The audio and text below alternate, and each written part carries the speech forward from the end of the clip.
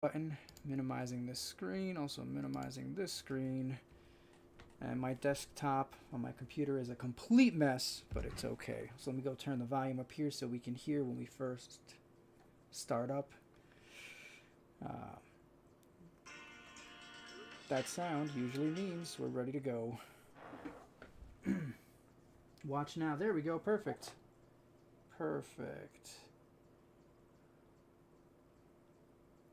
Okay, good afternoon, everybody. I hope everybody enjoyed themselves, whether you're in the U.S. or not. Yesterday was Memorial Day here, and it's just an excellent time to remember that the things that you have, the good things, didn't come for free. There's plenty of bad things, and we can place blame for that all we want, but the good things are essentially paid for with other people's lives, and I personally am grateful for that because those people are way better than I am because I don't know that I that I could or would. I don't know how I would act in these in these high pressure situations. I tell everybody, what is it? It was from that cartoon I watched, the kid Tailspin. He who steals and runs away lives to steal another day. That's how it is with everything. It's like if you're faster, then you just keep going, and those other people, even if they were faster, they ran towards trouble and danger. So thank God for those people. I have Madam Raven with me today. Madam Raven she's my favorite narrator. I have other narrators come on here, and if I have them on here, that means I enjoy them. Like, I'm not going to just put someone on here, for sport. Madam Raven is the narrator. If I was going to go and listen to a scary story, odds are it would be Madam Raven. I don't have a lot of time to listen to stories because if I'm doing audio work, there is no listening. While I'm doing some portions of animation, I can listen to a story at the same time, but there isn't a lot of time there. So if you can imagine, if everybody's putting out, this much content every week, well, I have a fraction of that amount of time. And when I do have that time, Madam Raven is usually where I go first to see what's going on. So anyway, the floor is yours. Tell us a little bit about what's going to happen today. Well, that was quite an introduction. Thank you very much. That's very kind of you. You're welcome. Oh, also, just so you guys know, Madam Raven and I both live in the mountains. So you're hearing from her broken mountain connection to my broken mountain connection to you. So it's going to sound really good this time. I will say, on her channel where it's pre-recorded and not live, it's incredible. I think you've done audiobooks, right? Yeah, I've done a few. I haven't had time to do them lately, but yeah, I've done some. It's really fun. Yeah, so I mean, she's like a super pro. You have to go to her channel to experience it. You're not going to get even a fraction of what it is here because of the terrible transmission. But she was kind enough to come on here and do some creepy stories live, or one or something, a few minutes. Good stuff. Yeah. Yep. Yeah. I often like to do some of the old stories. I also like the old science fiction, the pulp fiction. You can find Ray Bradbury in the public domain and others like that. That's a lot of fun. And some of the others, like Poe, of course, and Lovecraft and all of those, which is more in line with what I've got for you today. I've got The Bowman by Arthur. I'm going to mispronounce his name, but I'm sure he's long dead, so maybe he'll forgive me. Arthur Machen, or Machen.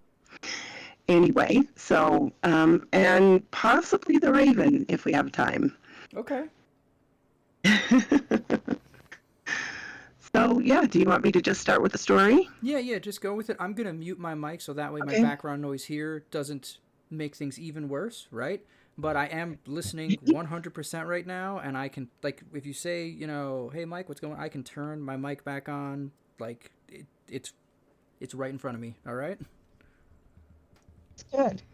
Okay. The Bowman by Arthur Machen. It was during the retreat of the 80,000 and the authority of this censorship is sufficient excuse for not being more explicit. But it was on the most awful day of that awful time, on the day when ruin and disaster came so near that their shadow fell over London far away, and without any certain news, the hearts of men failed within them and grew faint, as if the agony of the battle in the battlefield had entered into their souls. On this dreadful day, then, when 300,000 men in arms, with their artillery swelled like a flood against the little English company, there was one point above all other points in our battle line that was for a time in awful danger, not merely of defeat, but of utter annihilation. With the permission of the censorship and of the military expert, this corner may, perhaps, be described as salient, and if this angle were crushed and broken, then the English force as a whole would become shattered, and the Allied left would be turned, and Sedan would inevitably follow. All the morning the German guns had thundered and shrieked against this corner, and against the 1,000 or so men who held it. The men joked at the shells, and found funny names for them, and had bets about them, and greeted them with scraps of music-hall songs. But the shells came on and burst, and tore good Englishmen limb from limb, and tore brother from brother. And as the heat of the day increased, so did the fury of that terrific cannonade. There was no help, it seemed. The English artillery was good, but there was not nearly enough of it. It was being steadily battered into scrap iron. Then there comes a moment in a storm at sea when people say to one another, "It is at its worst. It can blow no harder." And then there is a blast 10 times more fierce than any before it. So it was in these British trenches. There was no stouter hearts in the whole world than the hearts of these men, but even they were appalled, as this 7 times heated hell of the German cannonade fell upon them and overwhelmed them and destroyed them. And at this very moment they saw from their trenches that tremendous host was moving against their lines. 500 of the 1,000 remained, and as far as they could see, German infantry was pressing on against them, column upon column, a gray world of men, 10,000 of them, as it appeared afterwards. There was no hope at all. They shook hands, some of them. One man improvised a new version of the battle song, "Goodbye, goodbye to Tipperary," ending with, "And we shan't get there." And they all went on firing steadily. The officer pointed out that such an opportunity for high-class fancy shooting might never occur again. The Tipperary humorist asked, "What price, Sydney Street?" And the few machine guns did their best. But everybody knew it was no use. The dead gray bodies lay in companies and battalions, as others came on and on and on, and they swarmed and stirred and advanced from beyond and beyond. "World without end, amen," said one of the British soldiers with some irrelevance as he took aim and fired. And then he remembered. He says he cannot think why or wherefore. A queer vegetarian restaurant in London where he had once or twice eaten eccentric dishes of cutlets made of lentils and nuts that pretended to be steak. On all the plates in this restaurant there was printed a figure of St. George in blue with the motto, "Adsit Angelus Sanctus Georgius." May St. George be present, help to the English.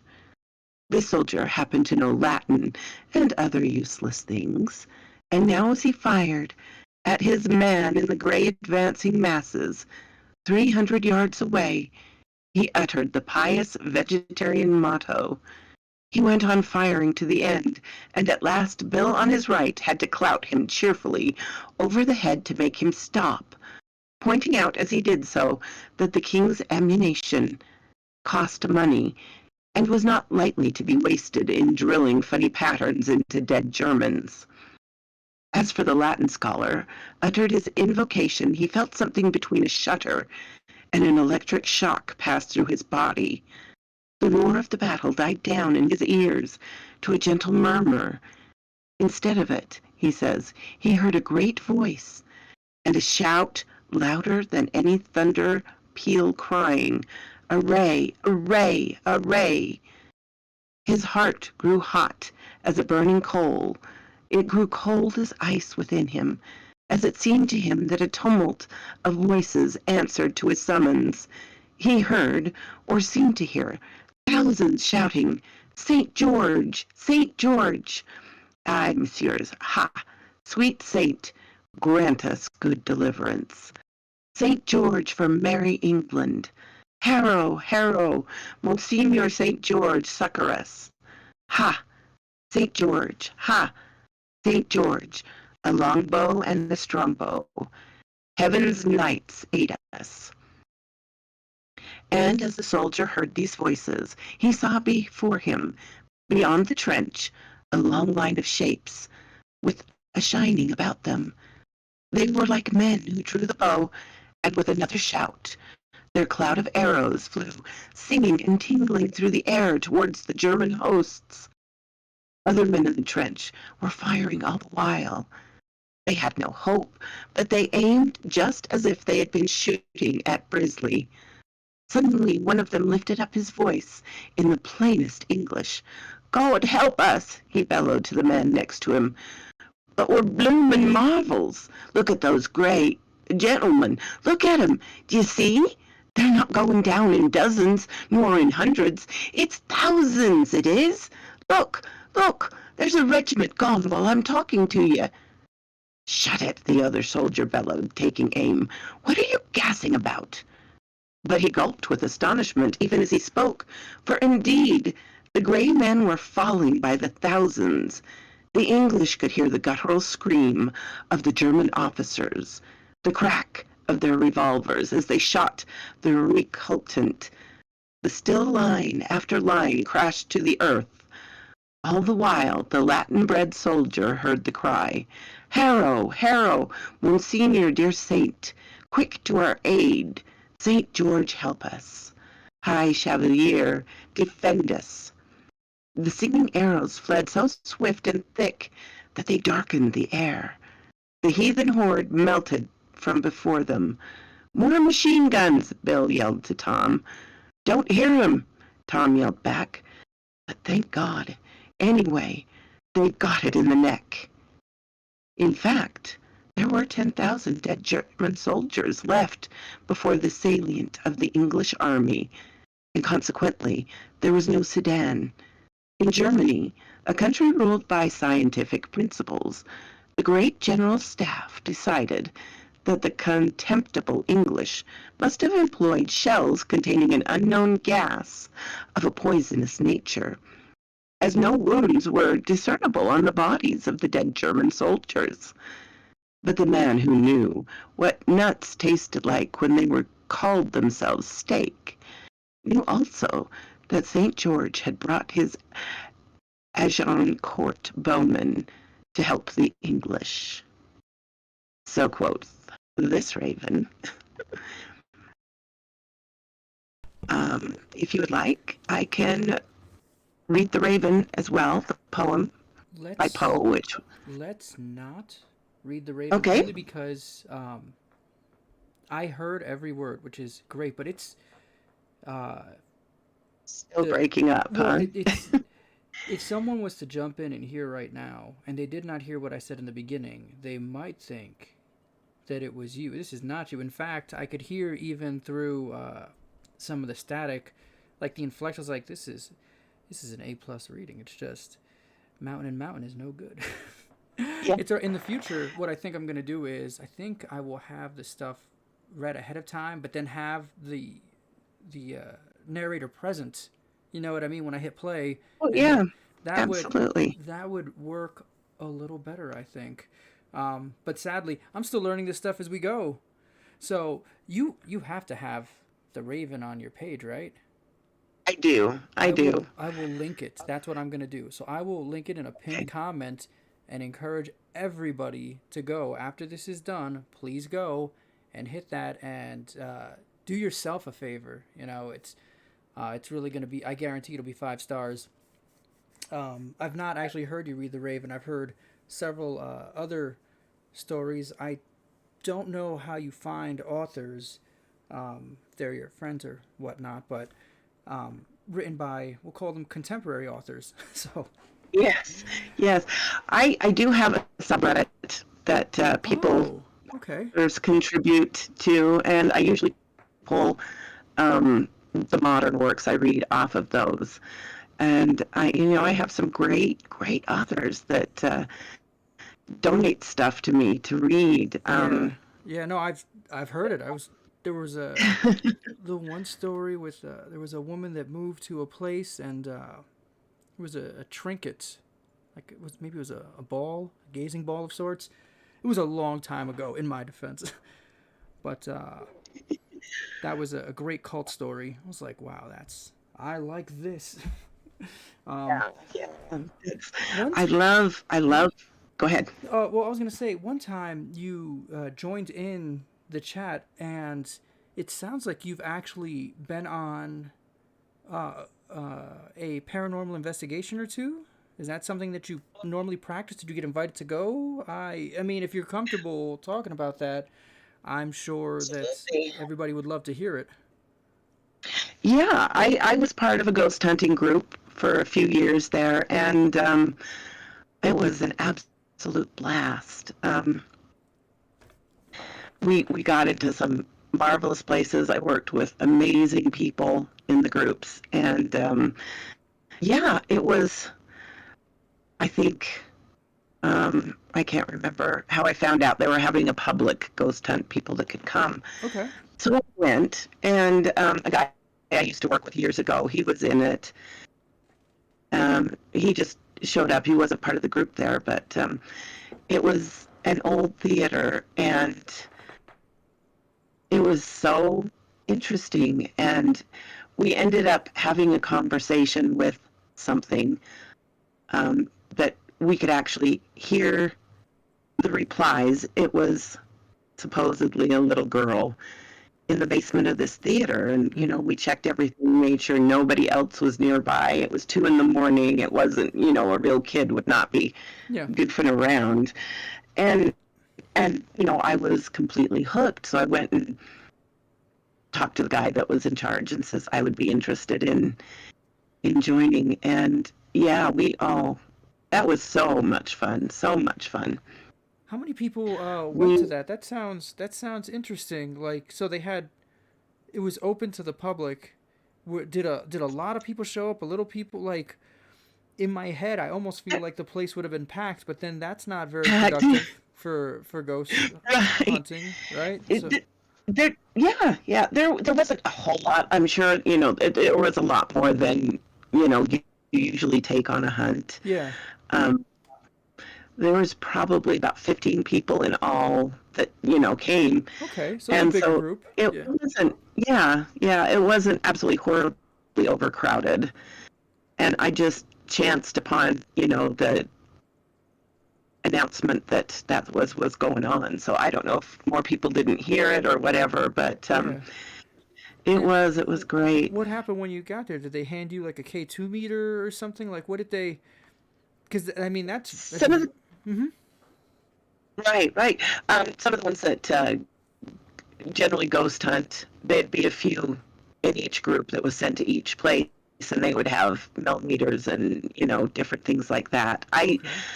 I had an old oh, what is it? Sorry, the word's gone out of my brain. The little music holders. It wasn't an iPod, but an off-brand that I Okay. could record with. Okay. So, I used that to record EVPs that first time and everything. And it worked okay. It wasn't the best, I'm sure, but it worked okay. And And the theater, this was like an uh, abandoned, old, rundown theater, or this was a, just an older structure but still in use. Like what was that? it was out of use. It had been a regular theater. It had been for live performances, and then it had been a Chinese restaurant of all things. But um, it was very interesting. The ghosts that were supposed to be there didn't show up, but we did get that whatever it was in the basement Mm-hmm. back in the boiler room. So that was interesting. And, But and after that, yeah. did you have you had other paranormal experiences on or off these paranormal investigations? Oh, absolutely, absolutely. In fact, I grew up in a haunted house, which is, Whoa. why it became of interest to me. So, yeah, and it's still haunted. It's still haunted. So, that Do you still live amazing there? Do you things. live in your childhood home? I don't, but my parents are still there. Oh, okay. So, yeah. My dad, he was, quite handy, and he would upgrade and work on the house. And every time he'd renovate, of course, things would hype up, or if there was something going on, it would hype up. Um, What kinds of things did you experience? Because I've actually, my first paranormal experiences were in an apartment in New York, but it was my stepfather had a witch working for him, but oh, but he didn't know it, and uh-huh. all kinds of really weird things started happening. It Yeah, was not a good haunting. It was the bad right. kind. So with your Yeah. parents still living there, it it can't be It's too crazy, right? Because they're still there. no, no. In fact, the house we live in, it was built by the railroads, but my great uncle, so my dad's uncle, had bought it and had a farm there. So we think it's family. It could not be, but we think it's family. The number one thing is every night something invisible would walk the house and come up the stairs and check on us and leave again and go down into the basement. I I would have friends stay over when I was little, a sleepover. Yeah. And I had a friend who she woke me up at like 2 when she's like, there's voices, there's somebody on the stairs, and I listened. And you could hear unintelligible whispering, and I'm like, shut up, we're trying to sleep. And it quit. And I says, it's all right, then you can sleep now. And she never came back to another sleepover after that. But Oh man. if it's your normal, it's your normal. But Yeah, yeah, yeah. um, my mother saw the hat shadow person with the 10-gallon hat, the duster coat. Wow. Yeah, my dad has seen a man who's about 5'5", kind of, not too tall. Yeah. He almost walked right into him, and then he just kind of vanished. Um, there's there's a weird crosswalk type of thing outside their kitchen window where you can see shadow people just walking past, like often. And the dog goes nuts when that happens. So it's not, just something that we're imagining unless the Yeah. dog's Also, our in on the share. delusion. Yeah. Wow. That's. So yeah, I remember when I was in funeral school, um, and they told us because I was raised in churches, so I it's like, well, these are demons. They have to be. And then when I went to funeral school, they were talking about how in the state of New York, if a house is haunted, you have to disclose that before you sell the structure. You can't if you go and you sell a haunted house in New York and you didn't disclose the place was haunted, you can get in big trouble. And I was like, what does haunted mean? And they started giving me examples that were fairly benign, and it's like, this doesn't sound like demonic activity to me. You know what I mean? Like, what kind of demon pretends to Yeah. be three dog shadows, and it just runs around in circles in the front yard? Three shadows. This doesn't make any sense. Like, Right. where's the part where it like beats somebody up or so? Like, there should be some. He should swing the baseball bat at some point. But Right. yeah, there were this list of that my teachers had, and I mean, I guess it was more fascination for them than anything else because it was in our law class. But the lesson was, you have to disclose these things. Um, Right. but they Right. went on and they had some data, and the one I remember the most was the three dogs, and I was like, yeah, like this person when they sold this house, they had to disclose. Listen, every now and then at night, you're gonna hear three dogs. If you look out the window, you might see the three dog shadows running around in circles. That's the full extent of it. There is no, they don't come inside. They don't break anything. They don't ruin anything. No one's ever been attacked by this thing, but I'm legally obligated to disclose to you. And I was like, what? Reading these things, it's like I can't I believe the things that I'm Yeah, reading. and I think in some cases it's probably a bonus to have a ghost to sell, if somebody's curious enough. The only time the ghost in the house that I grew up in was negative. My brother who had moved out, and he came back and was borrowing my youngest brother's video games without permission. Oh, okay. And as he came down the stairs and into the front room, a little resin decoration flew across the room and almost hit him. Ooh. Yeah. Did he turn right around and say, "I will borrow this later," like with consent? I don't know if he did. He probably took it knowing him, he, but he probably just ran. He's there's like, been "I other better, times. I gotta run Yeah, faster now." yeah. And I'm not exactly sure how the ghost thinks, because some of the grandkids once went over to just get some pop and take a few pop, and while they were there, a cake slid across the counter and onto the floor, which is probably a bigger loss than a couple of pops. So I don't know what it was thinking, but Yeah. yeah, theft is not tolerated in my parents' house apparently. Okay. Wow. So yeah, but See, they're involved. what makes me crazy is that um, we'll say like mass media, legacy media, however you want to call it, like they make the idea of ghost or the paranormal seem like silly, childish things. But then at the same time, in New York, if you sell a haunted house, you have to disclose it. This is the government recognizing something. You know what I mean? Yeah, Because then it it wouldn't be is a law. The government is and then on top of that, now I can't right. say how I know this, but I do know for a fact, 100%. I don't know the number though. I'm going to put that up front. That if I was to call the Pennsylvania State Troopers to my house because I saw like a UFO or something like that, there is a very specific number that they are to call to send that up the chain before they let it go. Like they can't just decide that, oh, Mike is crazy and has been alone on the mountain for too long and he saw a shooting star and just assumed it was a UFO. It's okay. I don't know what they would say to me, but on their end, there is a specific number to call, a special number that Well, is for that sort of thing, and it's like that. uh-huh. But on the TV again, if you even the idea of investigating something like this, you know what I mean? Like considering like what do you think about Yeah, UFOs? yeah. Well, what are you, some kind of fanatic? Like what, fanatic of what? Of UFOs? Like Right, this? right. But in all the craziness that's been going on, the government has come out and said that UFOs are real. Yes, yes, and they were having the And hearings I so think last it's week, right? public. Yeah.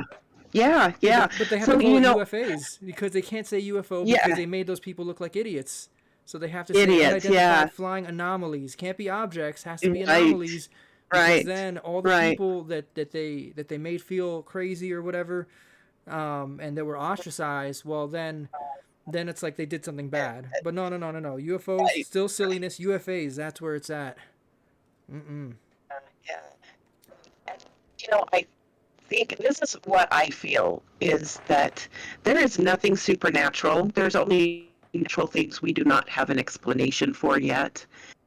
And whether, it's the soul that carries on after we die, or perhaps what you're experiencing is some interdimensional world mingling with our own, and we only see the shadows of the people there, or that they can um, affect what's going on in an environment physically, even though not being there and not being from what we understand from our Newtonian laws and all of this and that. Mm-hmm. I mean, we know things are not as straightforward.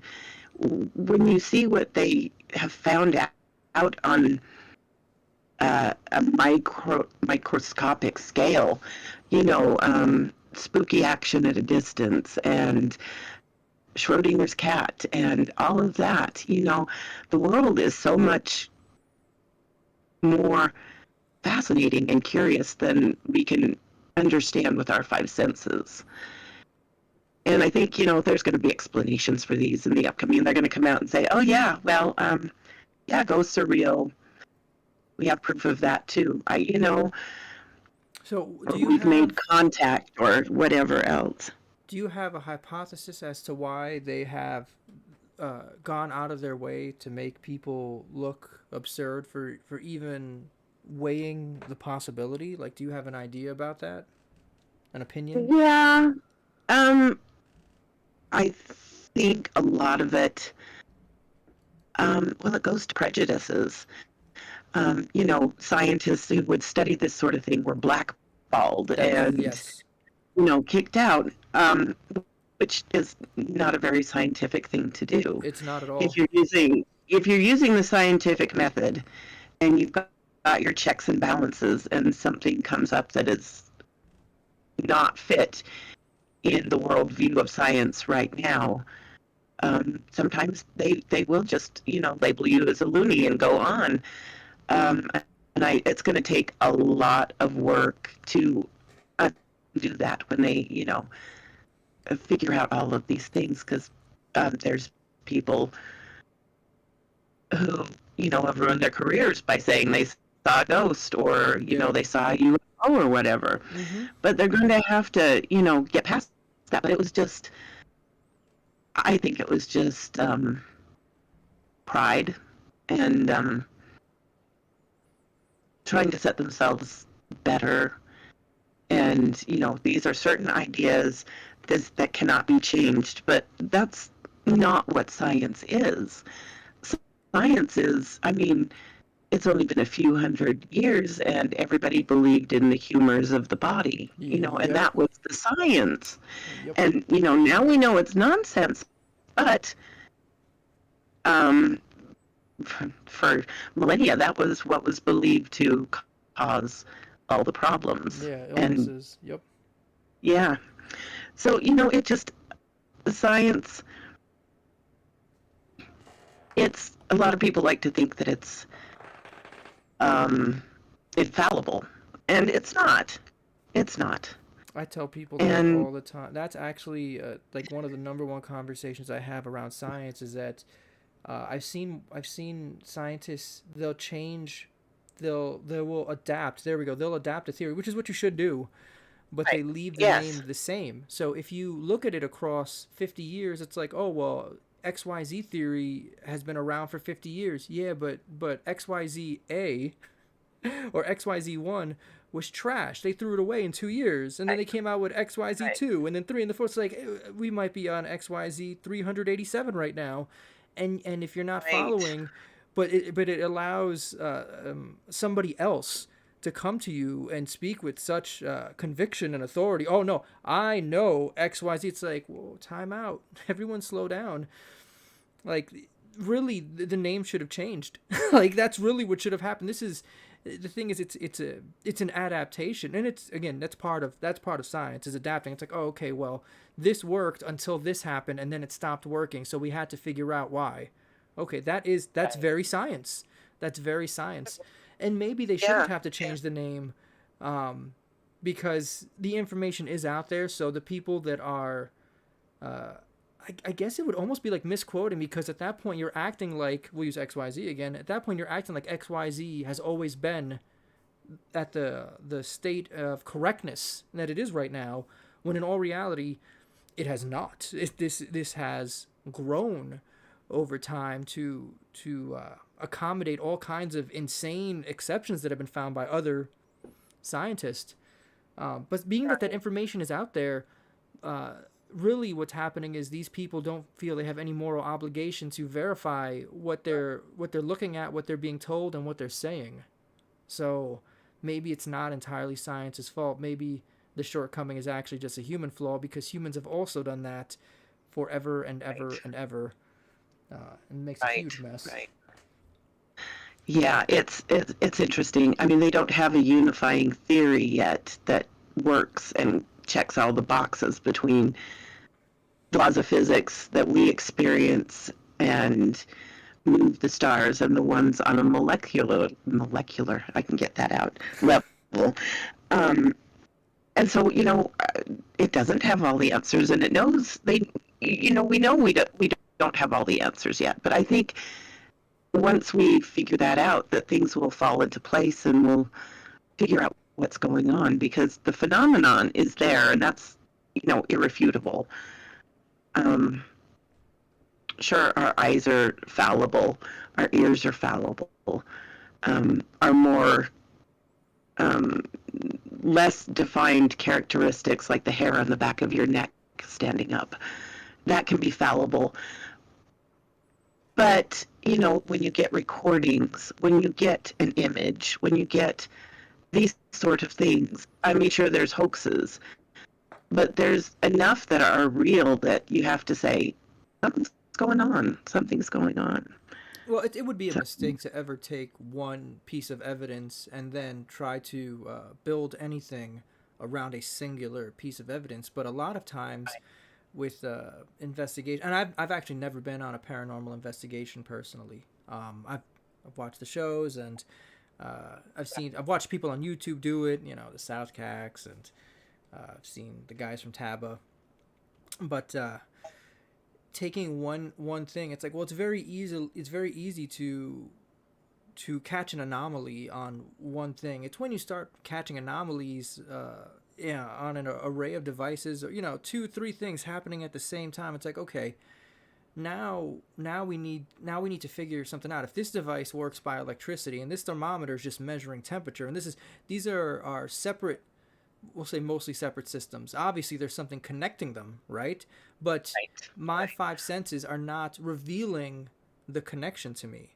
So that lends itself, it puts greater, there's a greater possibility that the thing that is manipulating these things also exists outside of my five senses. And also I've seen a lot of people on paranormal, they talk about intuition a lot, and for a lot of things in life, I believe in intuition. I've seen a lot of people go with intuition, and then they have no money at the end of it, and everything is terrible. So I'm very wary about intuition. But for something like paranormal investigations, really that's all you have. It's like your eyes and ears, and I mean, you can see something, you can hear something, but honestly, 2 hours after the event, your brain can also tell you, oh no, you didn't really see that. There's just too much that can go, too much doublespeak that can happen afterwards. Like, oh no, that didn't happen. So your intuition at that point is actually a very valuable asset, where in other places it's still valuable, but let's make sure we're taking in data at the same time. Let's not get ourselves in trouble. Oh, there's a lot of things that I've seen and heard that I've discounted because I didn't have a recorder going, or I couldn't get a picture of it. Shadow figures 100 yards down the building peeking out of a room. Well, that very well could be my own imagination. So I have to throw that out of the evidence. It's personal. I know, I'm fairly certain of what I saw, but I can't put that down as evidence. Yeah. Getting a ping pong ball thrown at me from waist height when it was on the ground and nobody was in the room, that's fairly certain evidence, Yeah. you know. And yeah, that happened to me, and that was so exciting. I thought that was so cool. But you know, some things you're like, okay, that's great. There might be something here, but I can't put that down as evidence. So it's, you know, it's interesting. It's a lot of fun. Do you ever get worried about like Men in Black? You know, like you finding something that might be valuable to either as information for a higher, you know, for an authority, you know, government type institution, or something that they would just not want anyone to know about at all. You ever think about that? Like, what if you saw something that you really weren't supposed to see, not because it was some government experiment or anything like that, but because Right. the data They might. that you can, anytime there's a force that's operating beyond the five senses, that's really valuable. And I'm sure there are plenty of people in the government that would love a way to exert power over said force, so they could go and use it for all kinds of uh, good and terrible Yeah. things. You know, have Right. you ever Right. wondered about that? Like, what if what if I see something? Like, do you where? Actually, I'm Yeah. not even gonna ask that. Don't tell me where your notes are. Don't say anything about that. Yeah. I'm being very serious right now. I think about this every time I go to research a story where the government does something that's not so nice.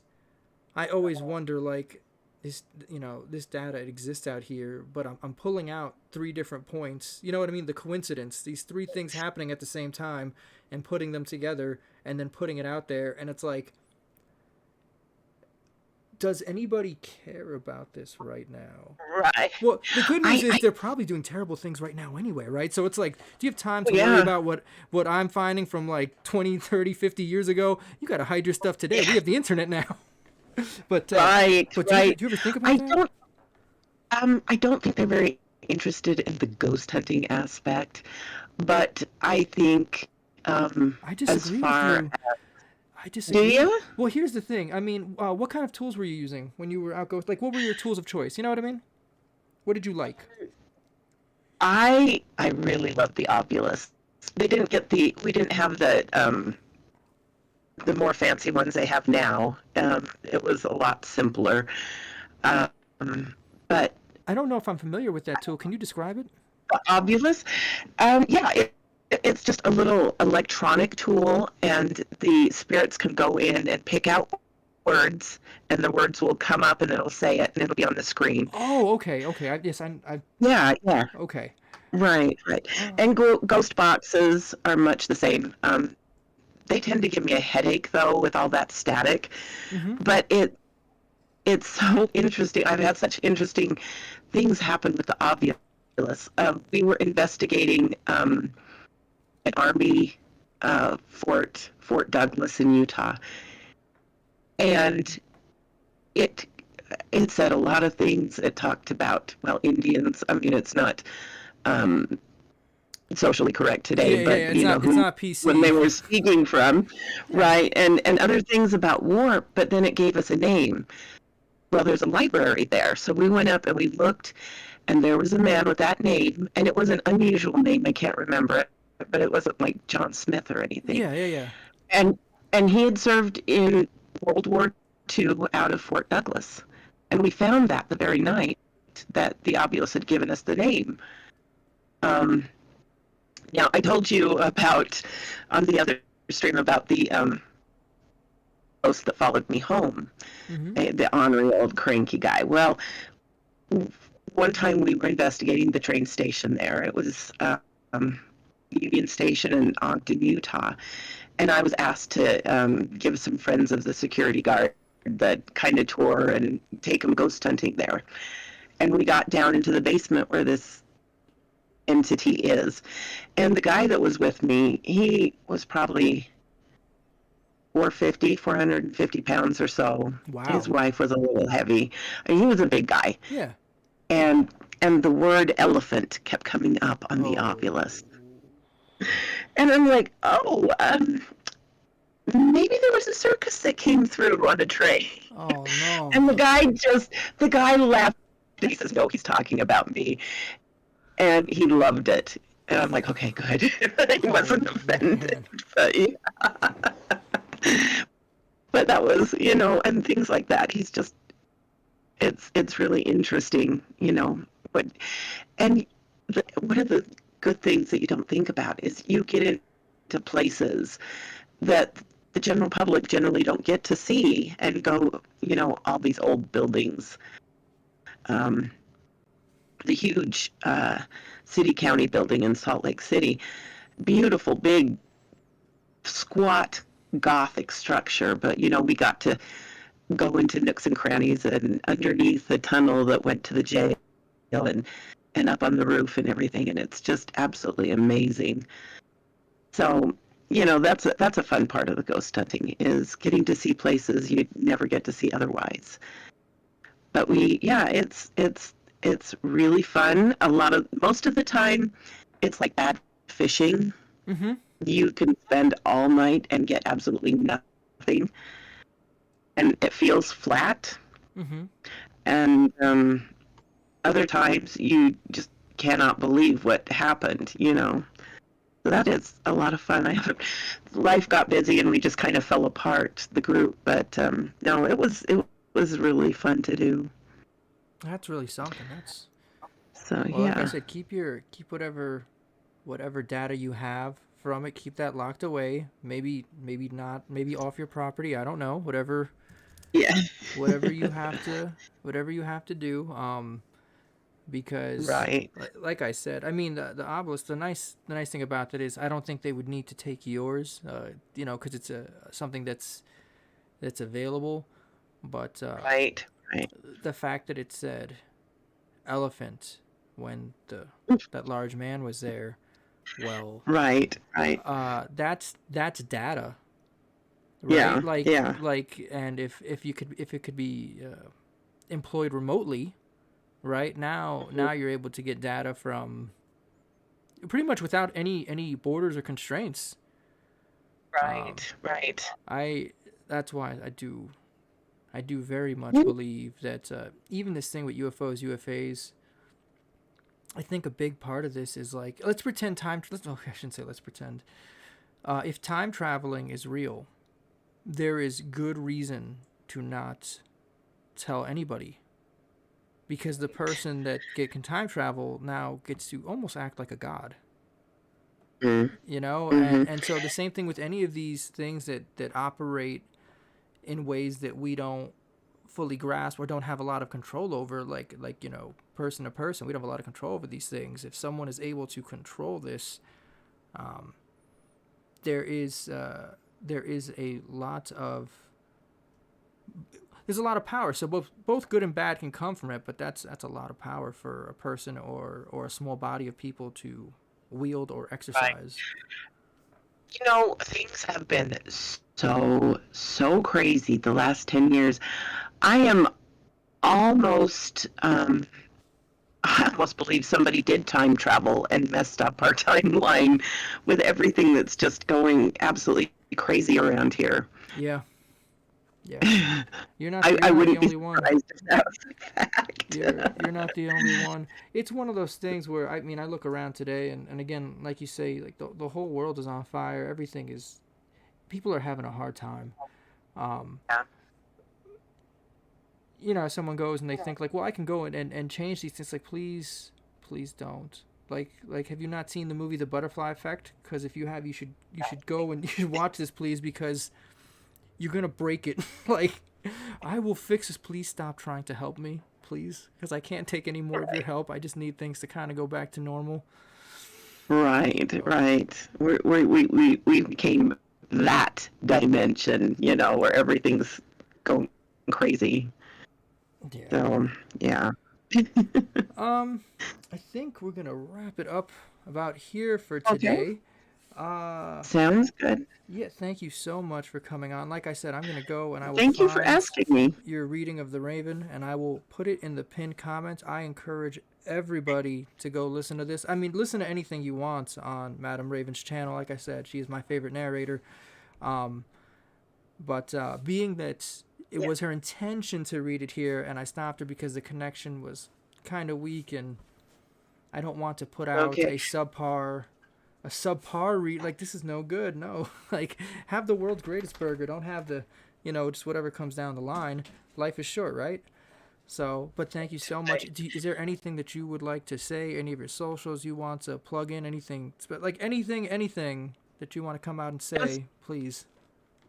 Yeah. If you want to go listen to something I read a Neil Gaiman story last week or the week before, and it's one of my favorites of all time. It's A Study in Emerald, and it's a crossover with, well, maybe I won't say because that would ruin it, but it's one of my favorite stories. And so I took the chance. He says that his short stories were open to anyone to narrate, so I put that one out there, and it's one of my favorite stories. Anyway, so Excellent. I'll put yes, that in the thank you pinned so comment much too. for thank you so much for having me on. Oh, no trouble. Thank you so much for coming on. Everybody, I'll be back next week, and this Friday I have a really creepy. Oh man, I can't even. There, it's got all like tons of horror cliches in it for what's gonna be like a 20-minute video. You guys have to watch. It's gonna be Friday night. I think I'm gonna do a 10:30 p.m. Eastern time premiere. A lot of fun. Everyone, stay sane. All right. Sounds great. Thanks for having me. Oh, no trouble. Thank you.